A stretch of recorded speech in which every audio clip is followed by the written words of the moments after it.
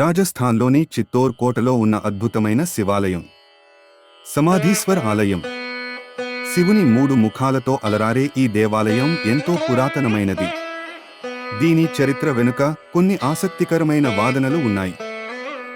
ఒక వాదన ప్రకారం ఈ ఆలయాన్ని 11వ శతాబ్దంలో మహానుభావుడు భోజరాజు నిర్మించాడని చెబుతారు. అయితే మరొక కథనం ప్రకారం ఈ ఆలయం భోజరాజు కాలానికి ముందే 5 ముఖాలతో ఉన్న శివుని విగ్రహంతో నిర్మించబడిందని అంటారు.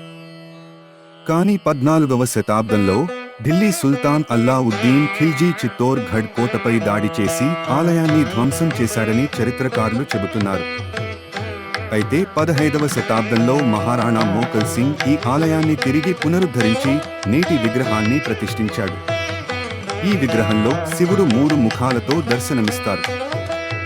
ఈ ఆలయం ఇప్పుడు చిత్తోర్ ఘడ్ యొక్క ఒక ప్రధాన పుణ్యక్షేత్రంగా, భక్తులను ఆకర్షించే అద్భుతమైన కట్టడంగా నిలుస్తోంది.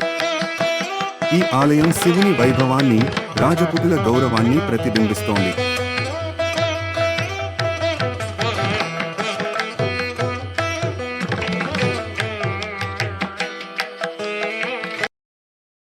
ఇలాంటి ఆసక్తికరమైన విషయాల కోసం మా ఛానల్ని లైక్, షేర్ అండ్ సబ్స్క్రైబ్ చేయండి.